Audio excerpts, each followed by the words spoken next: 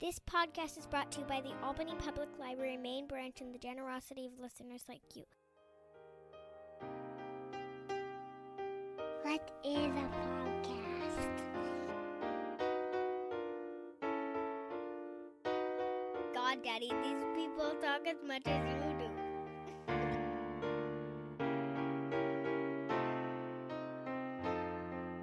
Razib Khan's Unsupervised Learning.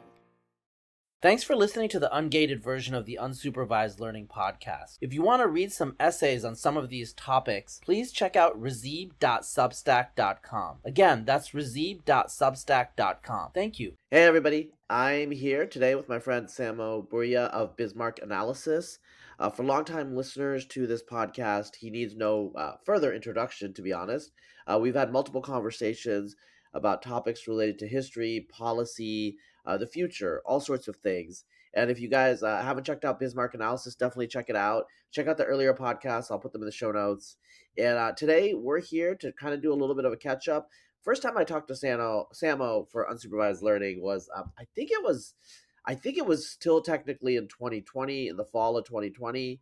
I think we might have posted in 2021, but that was a while ago now. A lot has happened. The world has gone through the pandemic. There's a war in Ukraine. We have inflation. I don't know, just a lot of different things. So I like to check in and talk to Samo because we have a lot to talk about. We're both really interested in history. Details really matter to us, and I think they matter to a lot of you because you have a lot of good feedback on my podcast with Samo. So he's definitely a listener and now viewer favorite. So Samo, one thing I want to talk to you about, and I've written about this during the pandemic, I think for City Journal, few other places up until basically coronavirus, up until like the second year or so. I don't want to say bullish on China, but they seem to have their stuff together, you know. I started perceiving, and I'm not like a super close China watcher, but I started perceiving some governance issues with their overcorrection when it came to the COVID lockdowns and other things, in terms of they didn't seem to have proper balancing of the weights of the different trade-offs here, and there seemed to be some sunk cost fallacy. I think that woke a lot of us up.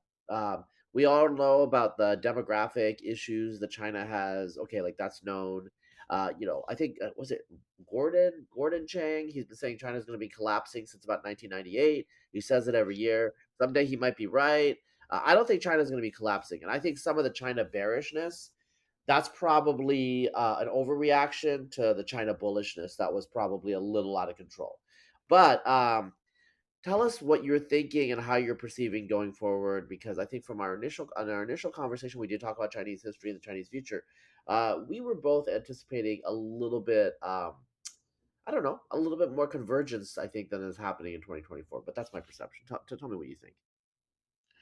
I think that the political needs of China's elites are actually substantially different than the political needs of Western elites. And this might be responsible for some of the divergence that you rightly point out from expectations, including expectations of how rational they would or would not be with their COVID policy. Now, of course, Western COVID policies, pretty stupid in the big picture, like they kind of, basically failed to solve the problems that they purported to solve. Maybe they, on the margin, saved some lives. The economic cost was immense. But China also actually persisted in a very economically damaging situation for a very long time. And I think it was because, uh, ironically, Chinese elites would be held responsible for a policy that's a failure. I think there's like a funny way in which in the West we just all sort of shrugged. And now that the WHO has declared that, the pandemic is over, we almost don't want to talk about it. We're almost done with it. But I do want to pause here and note that the last few years of our lives were not normal. The last 2 years of world history were kind of not normal either. Now we feel like we've gotten back on track, but so many things have changed, right? For example, I think the effects of a temporary deglobalization, I think, have kind of become semi-permanent. Like the trade war that was honestly more like a negotiation tactic in the Trump administration now seems to be just okay. Under the Biden administration seems to be the view that okay, for America to prosper, actually we have to be tough on China. Now that might not even be as categorically true as we would like it to be. However, on the Chinese side, they perceive this as another piece of evidence that their policy has to change because from their perspective, they can no longer achieve 10% economic growth or probably even 8% economic growth just by picking the low-hanging fruits of a kind of a one-sided globalization where, we sort of, they're allowed to compete with American companies, but if American companies go into China, they eventually, get copied and sort of bullied out of the market. This really did happen to American tech companies. And arguably, America is now returning the favor with TikTok and so on. So the political needs are the following: they can't admit failure or fault. In the West, people sort of shrug it. In China, the Chinese Communist Party is presenting itself as fundamentally in charge, and that ironically makes it fundamentally responsible for all mistakes. In the West, there's always some other politician, bureau, decision maker you can point to and absolve yourself in a way of responsibility. It doesn't matter if you're the president, it doesn't matter if you're the CEO of Microsoft. There's always someone to point at, right? There's always someone to point at. And in China, well, Xi can only point to himself, so he's never going to point, and other members of the Communist Party can only point to the Communist Party. So that's number one. Number two, they can't rely on the low-hanging fruit of globalization, which means they need a different economic policy. My intuition is that they are actually now focusing on a significant military buildup on the theory that the Chinese commercial sector it has matured enough and that enough technological transfer has happened that eventually they'll crack problems such as the quality control needed to make Chinese jet fighter engines work as well as imported Russian jet engines. They had like almost a decade of trouble here. Or that eventually, this Chinese Navy that they're building, they're not going to need to buy the engines for the ships from Germany. A lot of people don't know China's not actually making the engines for many of its ships, it's importing those engines from Germany. So I think they think by ramping up defense spending, these like last few technological gaps will be closed. And they also have an aspiration, but not a clear roadmap to properly win the semiconductor race. And again, this is something where the West is like trying their best to beat them, right? To make it difficult for China to displace and race ahead of the West. But I really think it is fundamentally possible for them to do it with a big enough investment. I just don't know whether it's politically viable for them to make that investment. And finally, they are doubling down on the bet of automation. And they are not that advanced in AI. They're arguably underperforming in AI, but they have an ideological commitment that, oh, AI is actually going to be the next step of our development, right? So we've sort of caught up with the West. Maybe we have 10 or 20 years of like a few percentage points of growth that are still catch up growth. But future growth, well, that's going to come from AI. It's going to come from the defense sector, pushing forward new advanced technologies to keep up with the Americans. And that's kind of their best hope to maintain a viable system. Well, so you mentioned that China locked out American tech companies, and that's true. This started obviously with Google. I mean, visibly with Google in the late 2000s when Google kind of pulled out, or not kind of, they pulled out. They said, "Hey, we're Google, and we're not going to follow your strictures." And I remember thinking at the time, "Oh, who does China think they're pushing around?" Because these corporations often get their way, at least with smaller nations.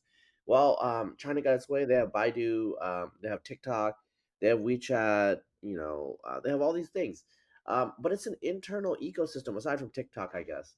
And how would you characterize this? The Chinese are on the internet, like a billion of them are on the internet, but I never see them, right? I mean, I know they have a great firewall and all that stuff. How insulated are they in this sort of like tech culture economy? And I know like they're obviously integrated with the exports and other things with like finished goods and and hard goods and stuff like that. But I feel like there are things that are happening in the US internet or in the European internet that are totally insulated in the Chinese internet, and then vice versa, I'm assuming. And then, like some place like India, you can kind of see in the middle. There's a lot of English speakers. There's a little bit of it's a semi permeable barrier there.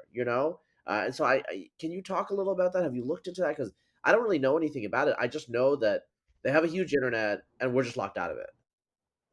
Well, the Chinese internet is its own world. It is its own digital world. Um, the censorship plays a big role, but I think we shouldn't underestimate the sheer language barrier at play.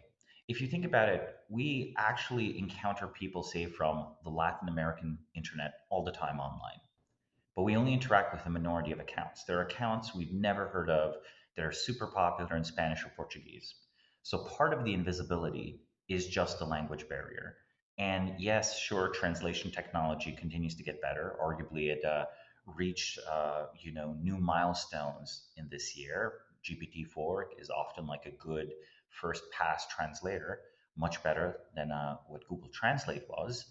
However, the idea that like the you would just you would just hear of good content no matter what language it's produced in, or hear of popular accounts no matter which language they're coded in.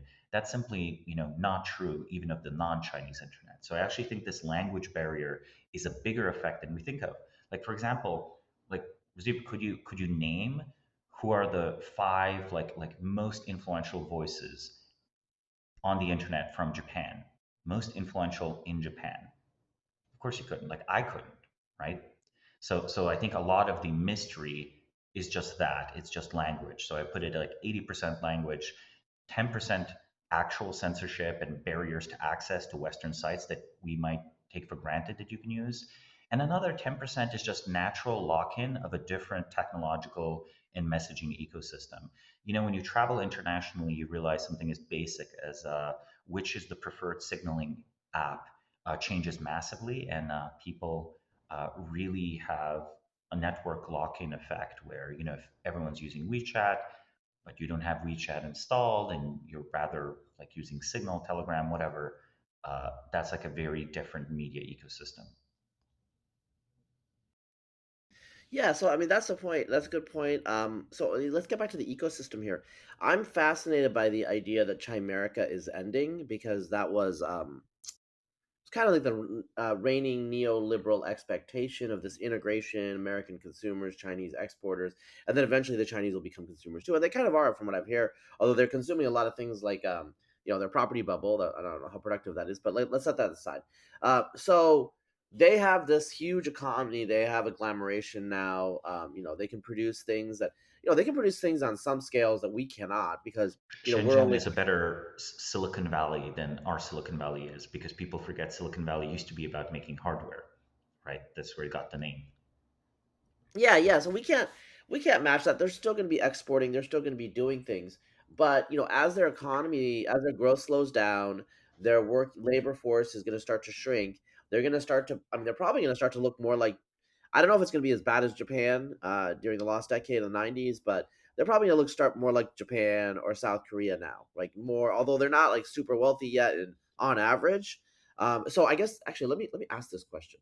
So, a place like Shanghai or Shenzhen is basically first world in terms of GDP per capita output. Then you have, like, I don't know, Hunan, you have these interior provinces. They're quite poor. So China as a upper middle income country, or however you define it, is a little bit of a facade or a mirage of averaging. What do you think are the expectations of some of the interior areas getting catch up? I know they're restricted by certain things, like, well, I mean, they don't have access to the container ports, container ship ports that, Mhm. if you're on the Yangtze, you do. If you're on the coast, you do. But I don't know if you're in like Shaanxi or something like that, it's just not going to happen. You got to do trains or trucks. So to talk a little bit about that. Well, China has invested a lot into improving its road network and also improving its train connectivity, including to the less developed parts of China. I think that the more comprehensive development plan The concept of comprehensive development includes basically regional transfers. They're essentially starting to do something very similar to what the European Union does, which is it disproportionately invests, say, money going into the EU budget from, say, Germany into underdeveloped places like Romania, basically doing things like building bridges, building power plants, funding museums, just this sort of generic stimulus and patronage. This results in some economic gain. China does something very similar, but it's never going to take off in this self catalyzing way. I think they are very, very interested in developing resource extraction operations. I think people greatly underestimate the potential of China for self sufficiency in most key resources. China is one of the largest countries in the world. China is, it's like Canada, Russia, like China's land area is quite comparable to that of the United States. Half of it is, desert, mountain. It's terrain that's actually not even that thoroughly prospected. So I think that a lot of the development focus will go into resource extraction again. As for the final point, I think the real solution that the Chinese Communist Party is relying on is that people from the poor regions of China will eventually want to move to the rich regions of China. In fact, they have taken measures to slow down this process. They wanted to slow down the depopulation of the villages and the small towns and smaller cities and slow down the growth of their major coastal cities because they were fearing basically urban unrest in the coastal cities. So from their perspective, okay, we're going to do some infrastructure spending. We're going to more thoroughly exploit domestic resources, even if domestic resources are, let's say, for example, they might prioritize developing Chinese mines, even if actually it were somewhat cheaper to import from Australia, the same minerals. Like in the past, they were ruthlessly cost effective. The new comprehensive development approach actually suggests that they will prioritize the development of domestic resources. So, resource extraction, number two. And then number three, I think they're going to loosen up basically the internal barriers to people changing their addresses, people traveling between provinces, people working in different provinces. This sort of internal system of control that used to exist very thoroughly in the communist era, where they had an internal the Soviet Union had an internal passport system where you needed an internal passport to go from one province, one Soviet republic to another. The People's Republic of China was very similar. These last remnants will be sort of stripped away, and they will basically, I think the plan is to keep the manufacturing centers running for a while more through internal immigration. Because if the people in the city are much older, the risks of rioting are much lower. This means you can leave more impoverished people to leave these provinces. And then the view is that over time these become sort of like lower middle income provinces if we thought of them as countries, right? At the end of the day, Kazakhstan is never going to be, say, a rich country, and the Chinese interior is basically just like Kazakhstan. It's not going to ever be a rich country. Maybe if there was like truly huge oil deposits or something like that, that could work. But the depopulation actually helps because if you have a low population density and like some big mines, some big infrastructure projects, well, okay, that's like good enough for cohesion. And the circulation of people, like having people move around China, I think that accelerates the process of assimilation into the Han ethnicity. They've also gone out of their way to say promote Mandarin as just the language you should speak at the expense of like Cantonese, for example. Yeah, Samo, you have so much detail in your responses, and I want to follow so many different things. So I'm gonna have to like pick and choose here. So I'm gonna pick a topic that's triggered by what you just said. The dependency ratio. This is simple math that a lot of people freak out about. I guess you have robots, productivity gains. You could manage it. What do you think about the dependency ratio? And just for like the people out there who don't know what I'm talking about, you have working age people. They have kids, they have older, they have parents that they have to take care of. China doesn't have like a great social security system, so you have an issue where you have a smaller number of people in the middle supporting people at the bottom, people at the top. Really, in China, it's mostly people at the top, older people, because the one Mhm, child policy, mhm. right? So, I mean, what do you know about how they're going to figure out this dependency? I mean, are they going to turn old Chinese people into Soylent? I don't know. I I think that well, let's put it this way. I think that Canada and the Netherlands are perhaps doing the equivalent right now with medically assisted end of life, where more and more so, year after year, a greater and greater proportion of people are encouraged and, on some level, choose or are at times even pressured into basically like this cost saving approach. So it is totally possible that some form of soft euthanasia is adopted, but I don't think anything beyond this. Soft euthanasia might take the place, um, it might take the form of elderly care centers that have somewhat neglectful like standards of living. So that basically, old people go into an old person's home and they don't necessarily live very long unless they have family visiting them. But there are a lot of old Chinese people who don't have living younger relatives. If you only have one grandchild, prefer grandparents, and then this grandchild dies in a car accident or dies of a disease, well, they have no Or they hate family, you. Or they hate or you. they hate you, or they hate you, right? Or they live in a different province and they can't regularly visit you and they can't check in on whether the nurses are treating you well. I could, imagine that, the average lifespan is going to keep going up in China, but the people who are very, very sick and need a lot of care, their medical expenses might level off through this sort of like implicit, not explicit practices. So it's not going to be like the Communist Party is going to round up all the old people. It's more like similar to the Western model, but a bit more heartless. Because at the end of the day, I think China has less, like Chinese culture currently has less concern for people outside of your immediate circles of concern. Like they're less a Western weird society. So unless you have like concrete family members taking care of you, or you're personally well connected, because of the Chinese Communist, say you were a senior member in the party, I think you might not receive the medical care you would expect from a country at China's income level. So I think that only solves like medical expense and medical labor. It doesn't solve so many other problems where even to do something like maintain roads at the end of the day, you need young people, you need workers. I think that their investment into automation has been comprehensive.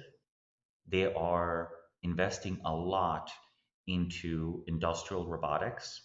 I think they will shift towards the direction of, customer service becoming more and more automated as best as they can. You can always eliminate, say, you don't need someone checking train tickets if immediately when you step on a train, your face is scanned and you're automatically charged on your account whether you want it or not, the cost of a train ticket, and you're not allowed to wear a mask. And if you are wearing a mask, the system flags you, and maybe there's like the train police or whatever. They come and they drag you off. So that they have like marginal improvements like that, or like service robots in restaurants, similar to what's now pretty typical in a lot of Japanese restaurants. And I think at the end of the day, they will allow guest worker migration, but they will have strict rules that make it very hard to say marry someone in China, or will make it very hard for you to raise your children in China. But I do think they will accept labor from Southeast Asia and to a lesser extent also South Asia in a way that mirrors the Gulf Arab states, where the barrier between citizens and non citizens will be pretty much impassable. And this might actually be a big factor in the coastal cities as well and help alleviate some of the labor shortages there, especially again in like low skilled contexts, maybe construction business as well, if that recovers, and so on. Yeah, so this is a fascinating point. I've thought about. I mean, look, China has 1.4 billion people-ish. It needs immigration, but you know what? Like, you need productive workers is the key, right? So you can't just look at that It's a number. dependency ratio, as you said. It doesn't matter if you have 1.4 billion people if you only have 300 million workers, for example, to be extreme. And so, by the way, I'm going to ask you this because I don't know, maybe you've looked into it. What do you think about the arguments that China's population is actually smaller than they say because they wanted to boost their numbers somehow? Have you heard of I've heard this? the argument that both China and India have exaggerated their numbers. I would counter this by saying that I believe that China was actually underestimating its population for a long time because they wanted to overstate the success of the one child policy. And there were many, Hmm. many people born illegally, right? China had illegal Yeah. immigrants from the womb, where there were children that just were not registered formally. I think that this, from what I understand, there have been efforts to like basically register people who are undocumented in this way. And we're truly talking about huge numbers of people. Some estimates had 50 to 100 million extra people. So, having said that, though, I think that they are now understating.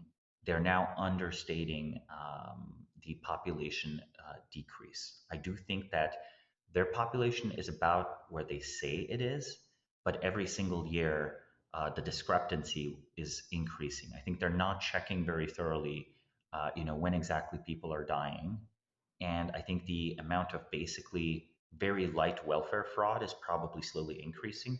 I don't know if you know, but in Japan, the institution of congratulating centenarians for their birthday at the municipal level resulted in the discovery of as pretty big proportion of people who just did not, did not tell the authorities that grandma had died and Yeah, continued to existed. receive Yeah. checks. Yep, yep. So stuff like that happens, and local officials might not be incentivized to go and uh, uh, accurately give those numbers. And the central Chinese authorities, because they have some wiggle room, might be easily publishing basically the like upper range estimates, right? Because they might have a confidence interval, and they're picking the most optimistic estimates, the ones that show the least population decline. Well, okay. So, a final, China question, I guess, before we move on to the next topic. Uh, your expectation, where is China going to be in the early 2030s? Is it going to be, the the great American rival, threatening Taiwan or already have taken over Taiwan? Is it going to be a somewhat unstable society because they got old before they got rich? Is it going to be somewhere in the middle? I think China is going to see disappointing overall economic growth, but will actually remain politically fairly stable. It will, unless there is a political crisis, probably not invade Taiwan, rather relying on the economic interests of basically every major businessman in Taiwan that tie them to the mainland to sort of keep Taiwan in China's orbit. They will just try to pressure the country into voluntarily joining China, which does include a large enough and a menacing enough military that demonstrates beyond a doubt that we could invade if we wanted to. So I do think there will be at least one very aggressive Chinese war, started in the next 10 years. I actually don't think it'll be Taiwan. I actually think they will try to intervene in a country that is nearby, that is relevant to Chinese interests, but perhaps isn't, that important to the United States. Say, I could imagine China flexing a newly developed naval muscle and, newly modernized forces by, on the invitation of a crumbling Southeast Asian government, just coming in with PLA troops to help stabilize the region, right? They're going to use this like brotherly assistance type of terminology. They're going to be saying they'll support we're supporting the official government against rebels, right? This is not a full invasion. And then they fight that war and they flex their military muscle and they test their military. Xi understands very well that an invasion of Taiwan, if attempted with an untested military, is basically likely to be a disaster. No military is good at first contact, right? It always requires live prototyping in an actual war. So unless you're fighting wars, you as the civilian leadership of a country, you truly don't know the state of the armed forces because people working in the armed forces first off, they don't necessarily know how warfare has evolved from the last war, but more importantly, they have no incentive to like ever tell you that things are not okay. They might have an incentive to ask for a bigger budget, but how can you prove that the $10 billion wasted on this or that aircraft design, that was like a waste of money rather than a smart investment in the next generation of war fighting equipment? Like Well, even okay, developed so you democracies have this problem. And I think Xi knows this, and I think Xi was very carefully watching the invasion of Ukraine by Russia because he saw it as sort of like a test of an untested military. Because the Chinese had actually somewhat admired Russia's military reforms, and they even wanted to emulate some of them. They thought they were very cost effective, and of course, problems emerged with the wider Russian military. Well, I mean, so you brought up the Russian military, so we're gonna do a segue here. Um, we talked about Russia last year, Russia Ukraine the war.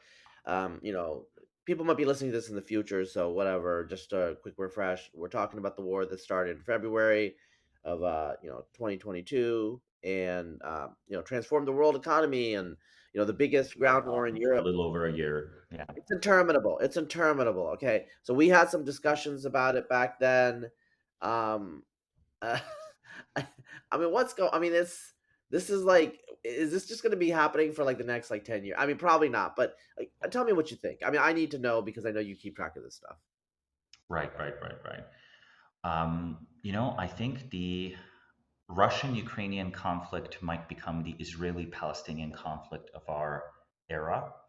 I expect the current war might peter out in a sort of ceasefire, not a proper peace treaty, just a ceasefire, because neither side can actually make the concessions that would make a proper peace treaty viable.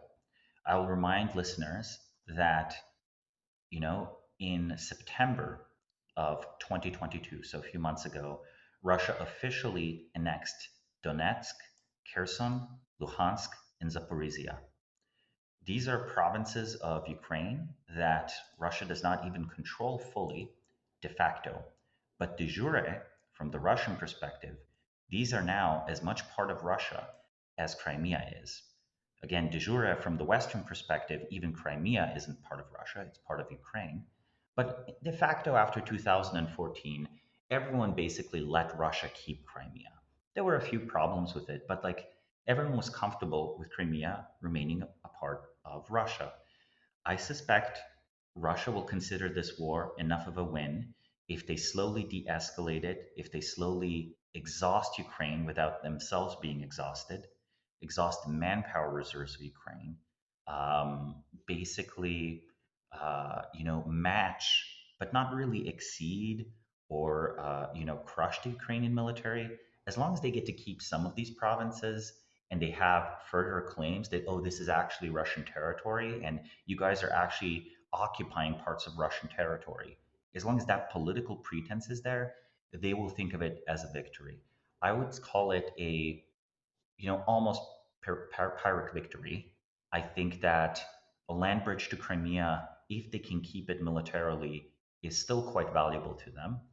And I think their main policy goal of preventing the entry of Ukraine into NATO or into the EU is actually achieved by a never ending low grade war. None of the refugees that left Ukraine are going to come back, are they? Imagine dragging this out for 5 years. The country could be radically depopulated, thereby actually making it much less of a security problem for Russia and much easier in a way to defeat in future wars. To give you an analogy, Syria was greatly depopulated over 10 years of civil war, right? Uh, we are talking about like truly significant decreases of population. Like basically after 10 years of conflict, uh, you know, basically something like 20 to 30% of the Syrian population left the country. Like consider that. That's something that these countries will, never ever recover from.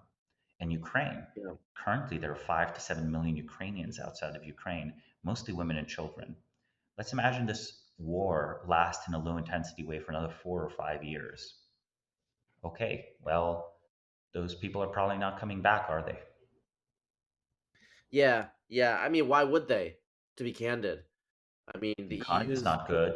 The security situation's not good. Patriotism might keep a minority, but even very patriotic people, pursue better lives if they can. Well, so I feel I haven't been keeping track of this. As I said, it's interminable. The listeners. I think I mentioned this offhand, but I'll mention it again.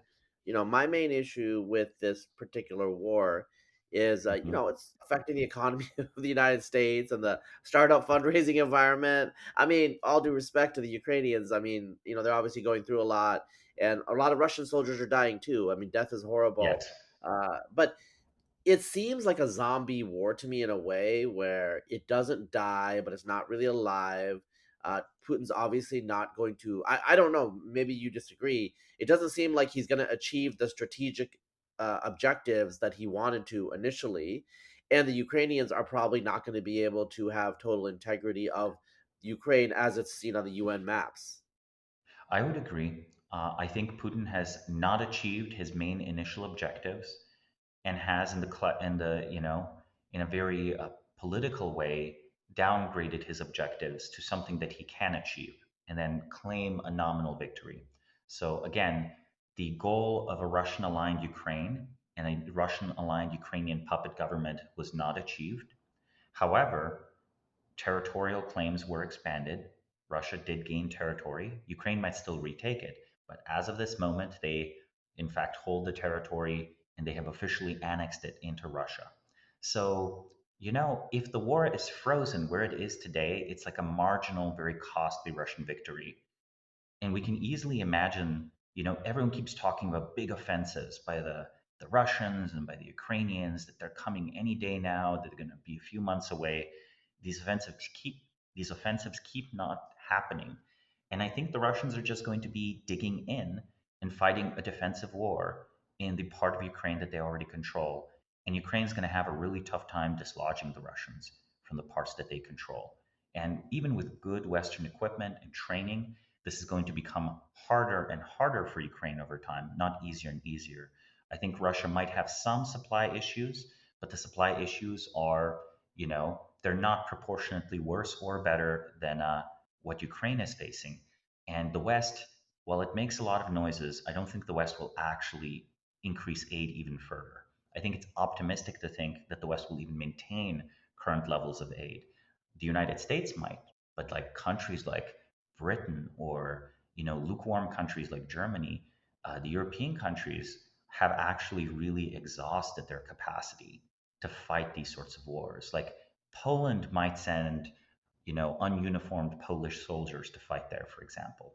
Poland might invest more, but that's the only European country I can think of that even has the capacity to invest more into this war. So the total support Ukraine is receiving abroad will decrease. And I think that's the Russian view. The Russian view is that a zombie war evolving into a frozen conflict with some kind of ceasefire, like that's already a win. Like a small win, a costly one, not the original objective, but good enough. Yeah.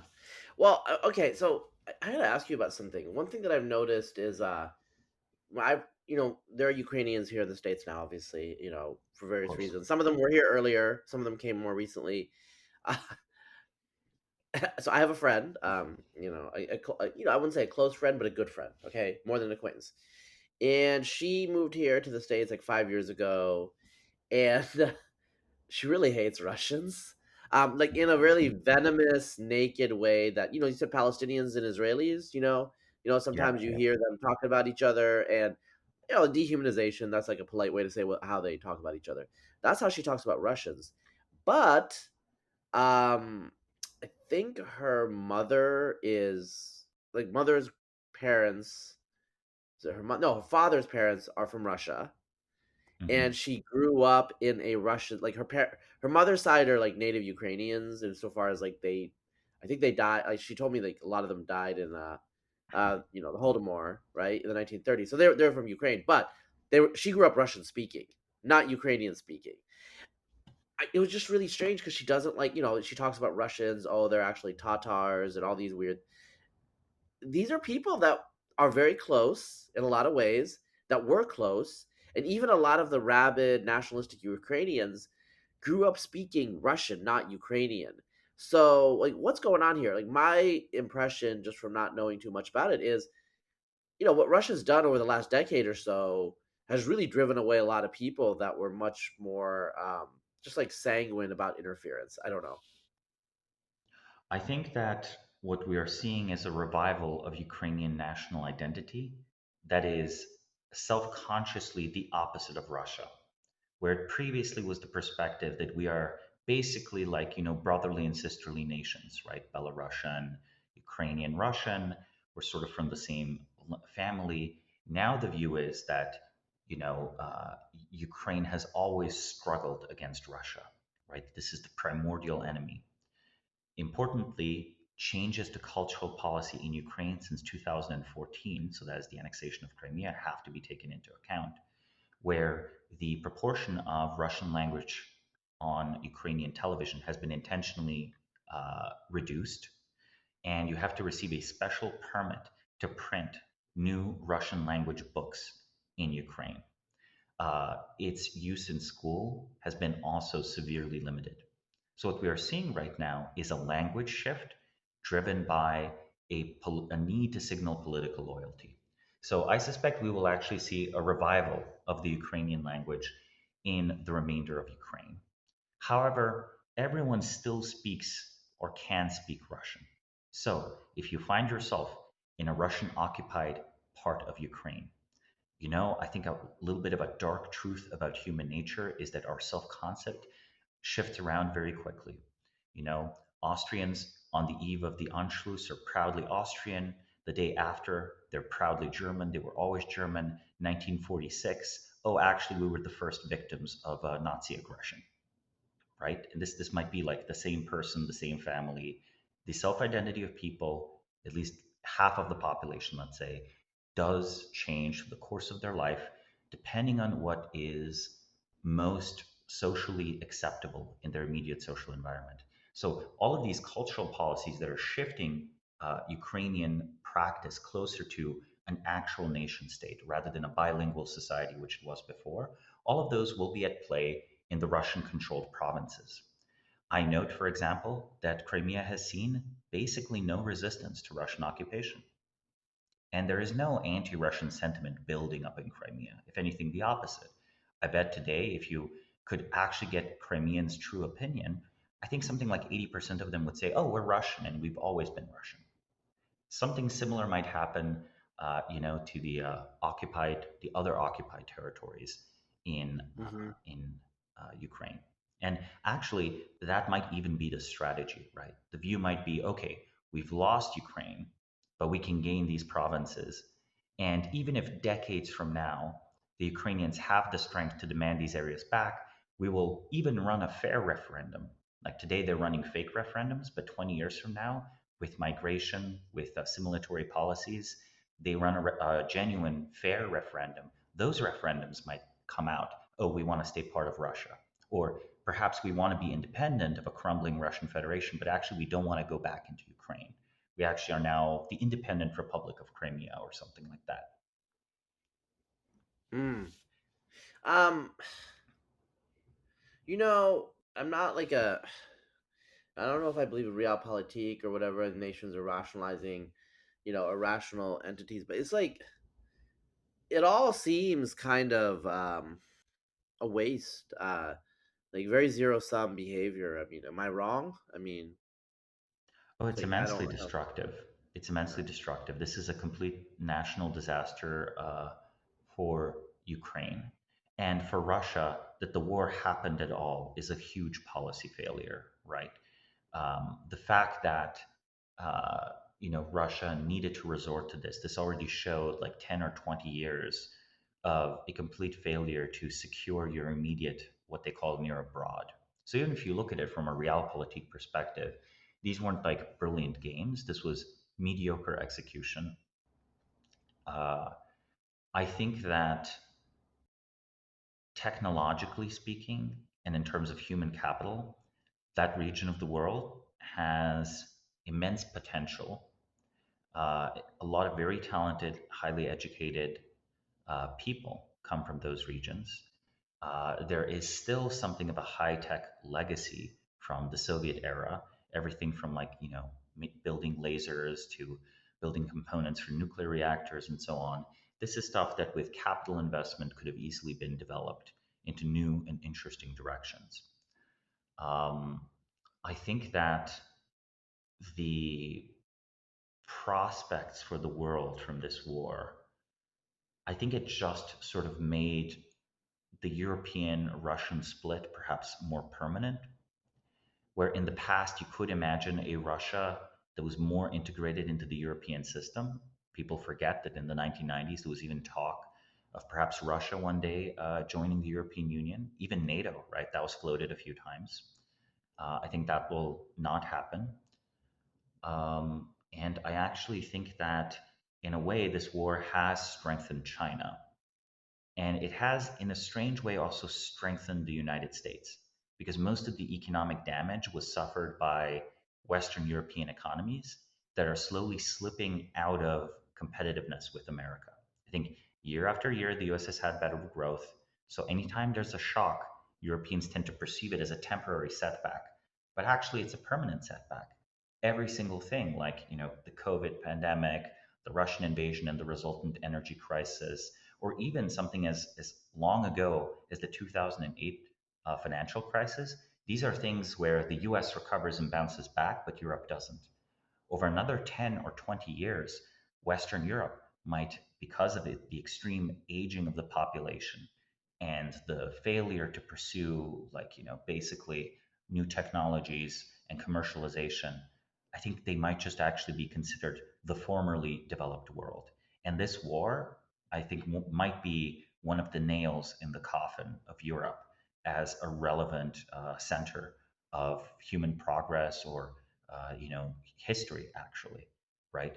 In a way, possibly, the way we can think about this is that instead of this struggle in Ukraine being a true fight between two great powers, it might be closer to the Yugoslav wars of the 1990s. Yes, the US has a stake. Yes, China has a stake. But this region isn't a source of opportunity, merely a source of problems. Yeah, it's pretty dark. It's pretty much what I thought. You just added a lot more detail to the darkness. So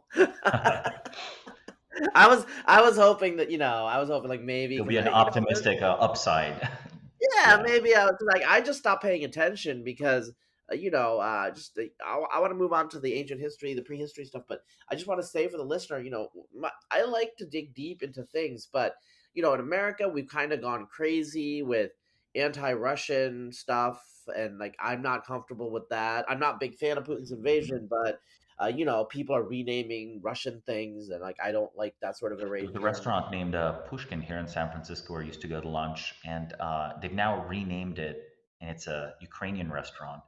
But the sort of joke I always say is that and the menu hasn't changed at all. Yeah, yeah. So the substance is it's just all symbolic, so it's all performative, Yeah, and then everyone's really pro Ukraine now, and they care about this country, but like they didn't know where that country was like 2 years ago. So like what? It's just disturbing of human nature that the government and the media can like just kind of push people yeah. into and I'm not saying that people can make their own decisions, but it's quite clearly like people just snapped on. Meanwhile, there's a war in Yemen that's like winding down, that's caused massive, just not saying doing whataboutism, but the media didn't want to focus on it because that's our ally. Just like Saudi Exactly. Arabia was intervening, so no one's ever putting up a Yemen flag because they don't know about it because it's not put in front of their face. And so these are the sort of things that make me just pull away. I don't want to deal with it, but it's important to like talk about it, and this is going to affect this decade. I think in a lot of ways, it's going to cause massive scars. I have heard from Europeans, by the way, too, the same sort of like vehement anti-Russian attitudes that the Ukrainians have. Not as much detail and color because they don't know as much Hmm. about Russia, but yes, they're starting to feel much more like aggressive or assertive about defending themselves. In a way, also, though, in Europe, including Eastern Europe, the anti Russian perspective is a solution to domestic problems. Instead of facing and asking the hard questions of what the future of Eastern Europe shall be, the next 10 years are then focused on protecting yourself in a security sense versus Russia. And, almost, okay, will Europe actually have a reckoning with its failed energy policy, or will they blame all the problems on Russia? I think they'll just blame energy problems on Russia, even when those energy problems, such as Germany needing to go back to burning coal because it's shut down nuclear, are actually of their own making and would have been baked in even without this war, and even if the Russians continued to sell natural gas. Right? So it's a Yeah. distraction. It's a Yeah. politically useful distraction for European leaders as much as it was for American leaders. Say, inflation at first was blamed on the Russian invasion of Ukraine. So, no, this isn't a COVID stimulus package driven inflation, it's Putin's fault, right? And when it Yeah. comes to people in general, there is a deep, bloodthirsty streak in everyone. So everyone is actually happy to express hatred of an enemy. So, this, by the way, is as true of Russians. I think common Russians now hold virulently anti Ukrainian and even anti European views that they didn't a few years ago. And there's a problem here. It's inherent to human nature. The people are complicit in authorities declaring enemies, right? Authorities need external scapegoats for the inherent problems of a society, and the people have violent impulses that they cannot express in civilized life. So they need ways to be violent, to express this almost psychopathic side of themselves. And what better excuse than to do so on behalf of like a minority that needs protection? Again, within Russia, the propaganda story, the normal Russians are coming to believe that they didn't believe, but they're coming to believe is that Russia invaded Ukraine to protect a Russian minority that was being genocided. So look, they have a we're the good guys narrative as well. It's not true, but then the Western, Russians were these, subhuman Asiatic people or whatever, which by the way is really disturbing. Like it's sort of like, okay, underneath it all, is that how people feel about the Chinese, or is that how people feel about the Kazakhs? Is that how people feel about, you know, uh, Koreans or whatever? Like they're saying really insane things, like these arguments about like how the Russian people are like destined to be despotic. It's like bred into them. These are all arguments that, if you follow their historical logic, apply to what? Like all of Asia, the whole population of Asia? Like, what does this mean about people's actual beliefs underneath a thin layer of liberal pieties? Yeah, I've been pretty shocked when I hear about that too. It just, I mean, people don't really have the deep principles and values that they aver. All right, I want to get to prehistory. I want to get to prehistory, like end on a high note, feel good. All right, so a couple of years ago, was it a couple? It was a couple of years ago, wasn't it? Wasn't it? Yeah. I think it was a couple of years ago now. We had a podcast where we talked about Gobeli Tepe, and so just like for the listeners, to give them a general sense. So Samo wrote about Gobeli Tepe, which is has been written about a lot, but it was in Palladium Magazine, extremely very very long, and Palladium Magazine, by the way, it's a great magazine. It's you should subscribe to it. You should read it. You might even see me in the pages of Palladium Magazine in the future. Hint, hint. But so I would really recommend that piece on Gobeli Tepe. Samuel really talked about some of the blind spots of archaeology and our intellectual culture. And so, what Gobeli Tepe, why it's a big deal is it's like the architecture or a monument built by a complex civilization, but they were clearly foragers that had just like gotten out of the ice age. So it kind of and as Samuel said in the piece, when they initially discovered it, they thought it was a Byzantine artifact. So they thought it was from 1400 years ago or 1600 years ago, not 11,500 years ago or whatever. And Göbekli Tepe is not the only one. There are others in that whole like zone of the uplands of southern Turkey, eastern Turkey, and the Zagros area. I think these monuments. So it's part of a broader cultural trend, right? And there's other things that are going on with possible villages or village-like sedentary habitations during the ice age, right? So can you talk a little about that, where we've come and what your general view on that is? Because we're not going to go full Graham Hancock here. We're not Graham Hancock. You know what I'm saying? So I mean, that is the fundamental problem, right, Samo? Like when you open your mind to this, and you know a lot of science is like they're too conservative. On the other hand, then like A people, lot of the claims are kind of bullshit. Yes, yes. yeah, Like yeah, as soon as one discards the idea that experts are necessarily always right, the solution isn't to immediately fill in the blanks. The solution often is something that's rather difficult to the human mind, which is admit ignorance, but remain open to new evidence and evaluate the evidence over and over and over again. Graham Hancock's theories of a world antediluvian civilization that resolves all mysteries, that is popular because it resolves the cognitive dissonance of we just don't know. Actually, we know, and the archaeologists are hiding the truth. The simpler reality is archaeologists are very good at investigating sites that they do find, that they do think about, but archaeology is not very active. One of the more interesting things about one of the more interesting things that has continued to develop in the last few years since we wrote that original article, Why Civilization is Older Than We Thought, is that because of the political interests of Turkey in developing the Urfa region, there's actually been significant excavation in the region. Arguably, the first site that was associated with this, I almost want to call it Göbekli Tepe culture, though they've not yet settled on a name, was actually Nevali Kori, which was an early Neolithic settlement on the middle Euphrates in the same province. It was investigated because of flooding. There was a dam built, and the whole area would be flooded. It's very interesting how often it's construction projects that reveal in advance our knowledge of history because, in developed countries today, usually you're supposed to check if there's something that you're flooding, basically, if there's something that you're going to destroy, if there's something that's found, you might pause construction, you might dig it up. And Naval Kori was an agricultural settlement, and it was basically, dated to about 8,400 BC, so about 10,400 years ago. So that's like about 1,000 years younger than Göbekli Tepe. Yet the architectural features at Naval Kori were the ones that caused, the archaeologist, I think Klaus Schmidt, to basically seek other documented sites, and that's where he found these T-shaped pillars. And because of Naval Kori, he recognized that these are not Byzantine gravestones, that these are probably Neolithic. And looking at the documentation, he found that, oh, actually, they had found Neolithic tools around there. They just thought that, the Byzantine grave site was built on top of a Neolithic site. So he dug that site up. 1994, it became a UNESCO World Heritage Site. It's now become a symbol of Turkish national identity because it's an archaeological attraction that is not awkwardly Greek. If you think about it, the Hagia Sophia is awkwardly Greek. Various ruins of the Hellenistic era are awkwardly Greek. And this region of Turkey is actually very poor.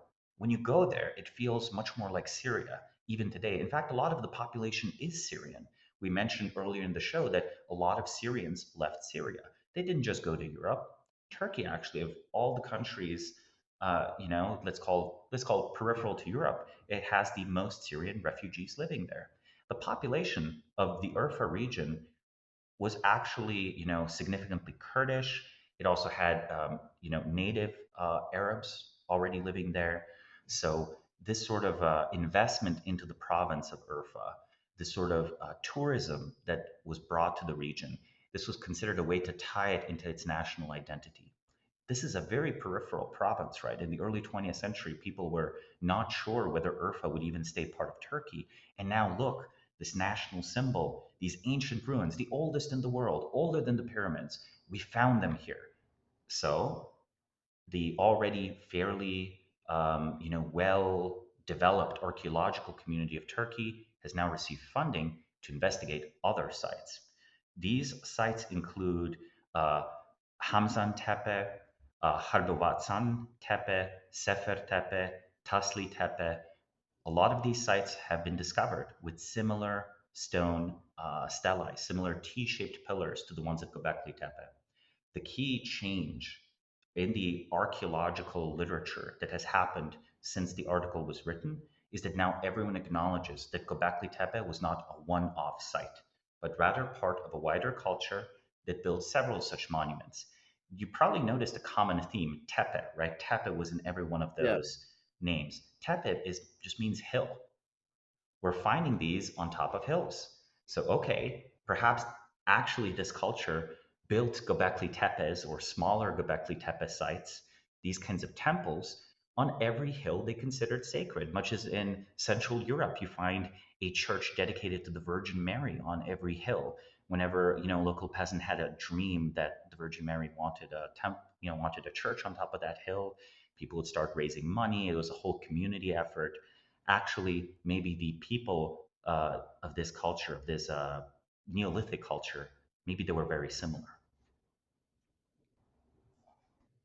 Yeah, yeah. So I mean, I guess you point out that they're on top of a hill, and Mhm. this is all makes sense. Like gods, sky gods, gods in the mountain.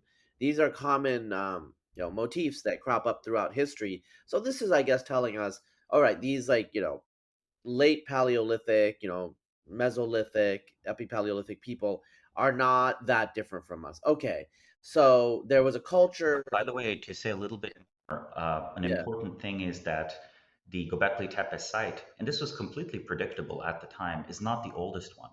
We actually have a new site called Bontsuklu Tarla, which is 1,000 years older than Göbekli Tepe.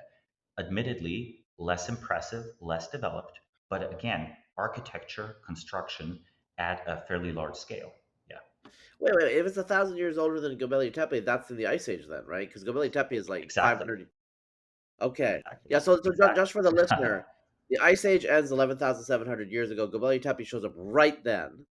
So if you're saying, even with some confidence interval, that looks like it's in the Ice Age. So what we're saying is, wait, are you trying to say Graham Hancock was right?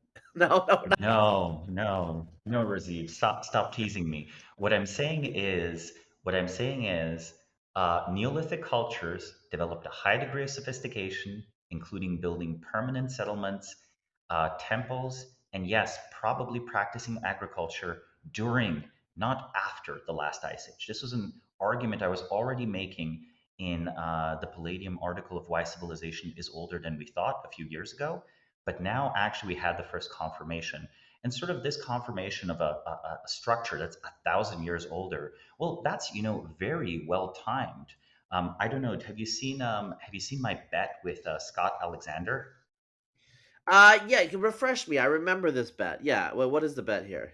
Well, the bet we set up a little while ago with the help of the longbets.org is that by 2043, so in 20 years, there will be archaeological discoveries demonstrating equal or greater advancement to the monuments at Göbekli Tepe, and that they will date before 11,000 BC. So I don't think we've quite passed it because the premise of the bet is there will be something as impressive as Göbekli Tepe. But I feel the fact that we've discovered something less impressive than Göbekli Tepe, as old as that, and that there are so many sites that the Turkish authorities are digging in, I actually feel very confident that I'll win this bet. We each bet $200, and this organization that's run by the Long Now Foundation, like Long Bets, they basically put it in a trust for 20 years so inflation doesn't destroy it. And at the end, the money goes to charity. And I honestly want to commend the Long Now Foundation for providing this because, there's never going to be a bet big enough for long term thinking. Like, no matter what kind of bet we make, there's no way that it can be economically viable for us to earn enough money for it to be worth to do the kind of research that's needed to forecast anything for 10 or 20 or 30 years in the future. Unless it's like, unless you like, determining the business plan of Microsoft or OpenAI or something like that, then you might care about 10 years in the future and might be economically rational.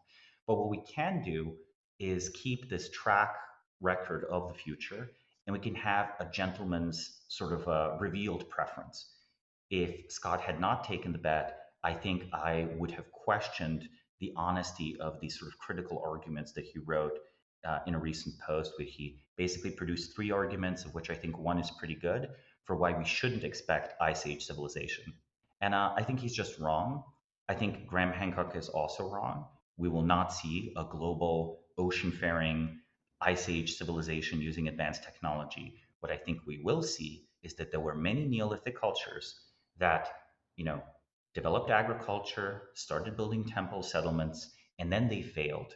and the jungle or the desert reclaimed them, and they didn't matter for further history. In fact, we know plenty of such civilizations. Have you ever Yeah. heard of the Oxus River civilization? Yeah. Yeah. Yeah. Yeah. Yeah, it's in Central Asia, and it was only discovered in the 1970s by Soviet archaeologists. I encourage the listeners to take a look, Google material culture of the Oxus River civilization. They were, in fact, trading with Indus civilization and even Mesopotamia. And this is like, again, this is a whole center of agriculture and urbanism we just didn't know about. Yeah, so let me step in here and I've talked about this on previous podcasts, and I'm not an archaeologist, Samuel's not an archaeologist, we're relying on archaeologists here, we're relying on the scholars, but it's fascinating to me. We in the modern world have a Whiggish perspective on things. So, for example, let's talk about Northern Europe. I remember talking to J.P. Mallory about the arrival of the Indo-Europeans, and one thing that struck me that he said, and this was clear in the writing in the writings that I read, but I hadn't thought about it in detail, is the arrival of the Indo-Europeans was concomitant with the collapse of the Neolithic civilization, collapse of a civilization that did the megaliths, and like the Kunkateni Tripilia that did these like vast villages. In some ways, it took about 1,000 years for much of Northern Europe to get back to that level of social complexity. The reason that the Indo-Europeans are known, the early Indo-European cultures are known from their burials, is because that's all they did. I mean, that's all that's like, yes, they probably had some like crappy sedentary villages, but like nothing substantial, no long houses, no, megaliths, nothing like that. So, I mean, were the Europeans that had collapsed the Neolithic civilizations? I mean, were they superior, inferior, more complex, less complex? I think it's pretty clear they were probably, we would say, if we're walking through like, a quote village of the Kukutina Tripilia, we're like, okay, this is like pretty badass. And then, 300 years later, it's just all agropastoralism and like, small bands doing, slash and burn agriculture. So we have seen this even in Europe. We just didn't recognize it, partly because I think partly the Wiggins, partly also civilization. That word is quite often used for literate societies, for the cuneiform, culture, and then, to some extent the hieroglyphs. Those are the independent inventions there from the accounting methods. But really, a lot of things related to civilization were developed elsewhere. So, the Varna civilization did the gold, et cetera, right?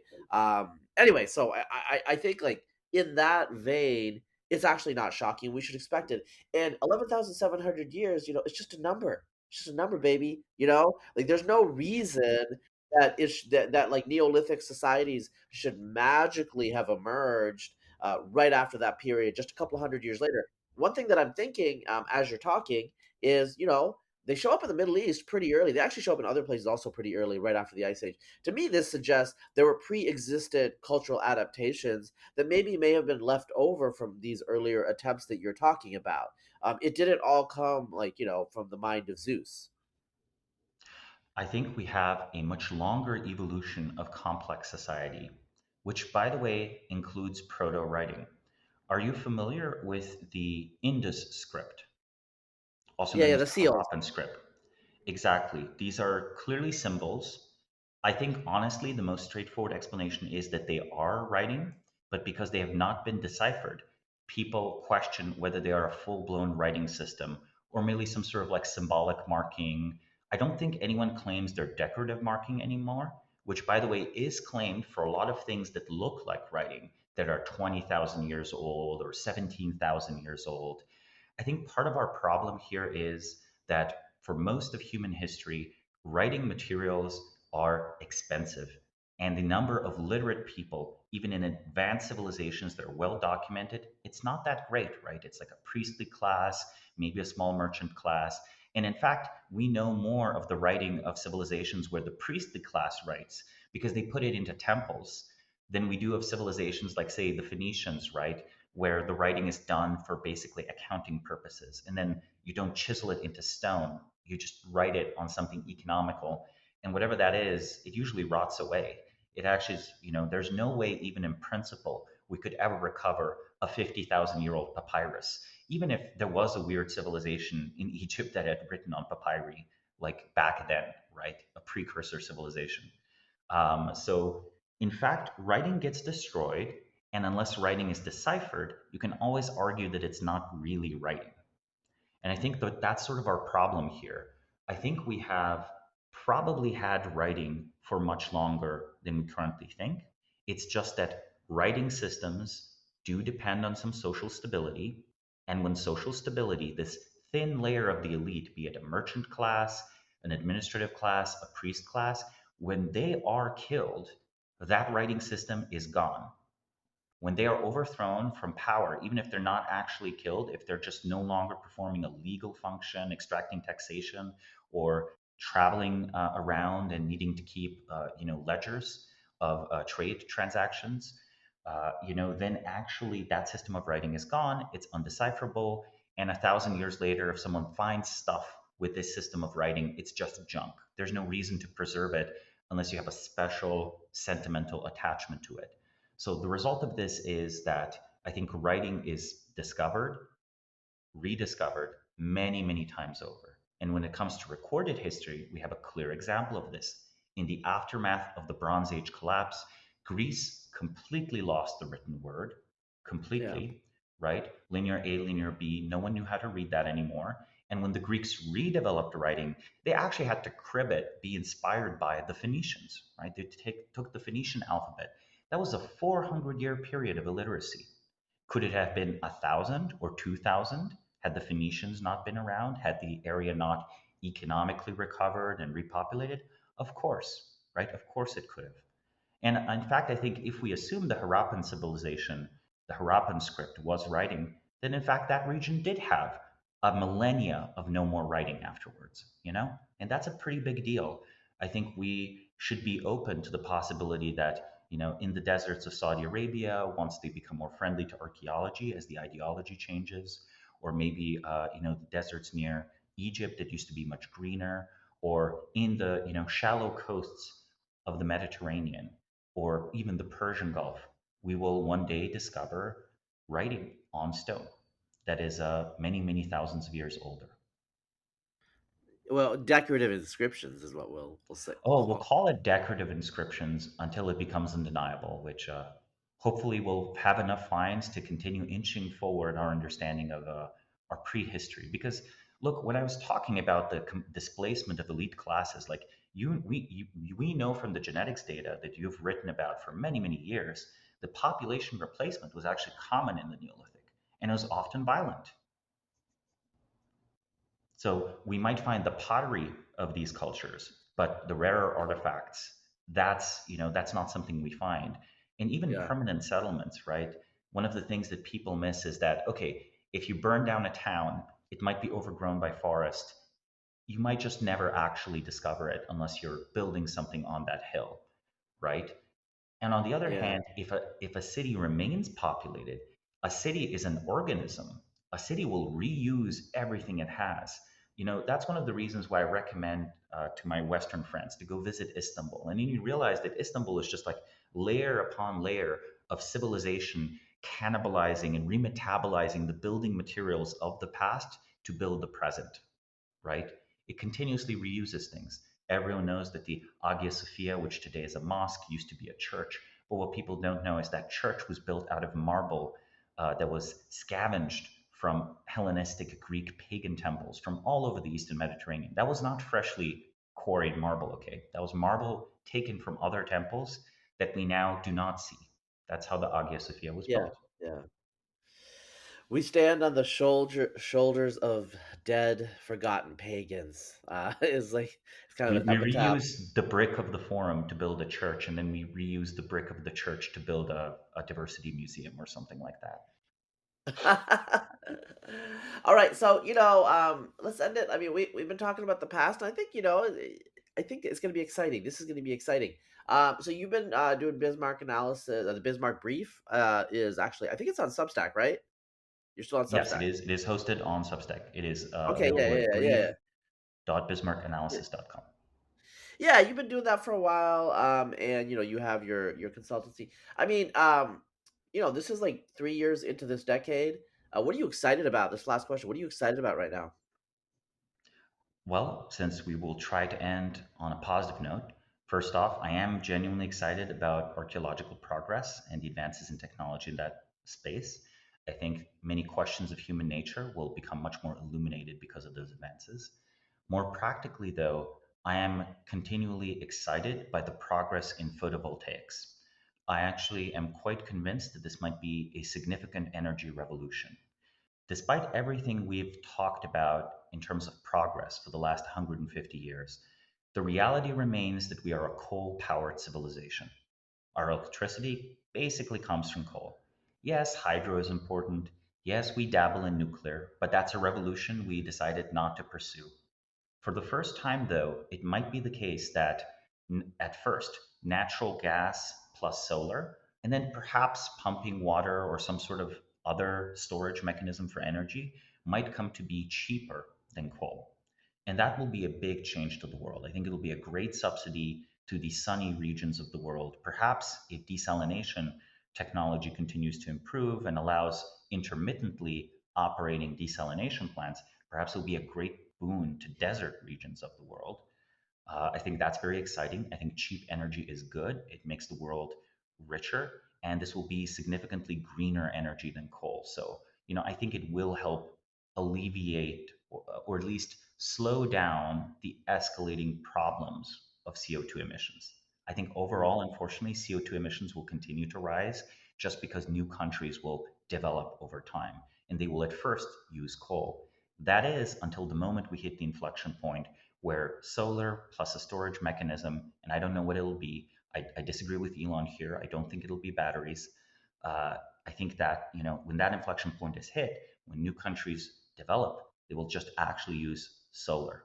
And when solar stops being an art project, that's going to be a much richer world. The third trend that I'm sort of excited by is, I think, continuing incremental advances in automation.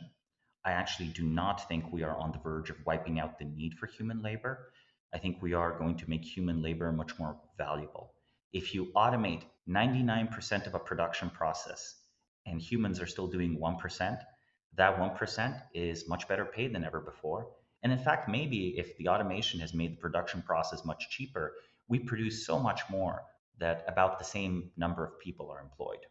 That seemed to have been the history of automation for the last 200 years, with maybe a generational turnover where people can't actually adapt to a new or different job.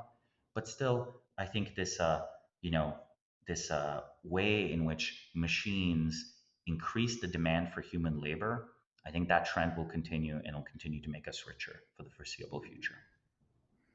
All right. All right.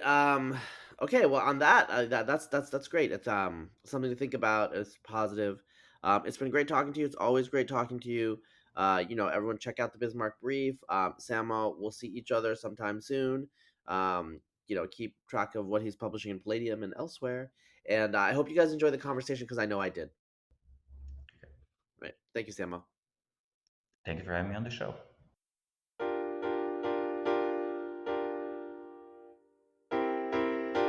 This podcast for kids.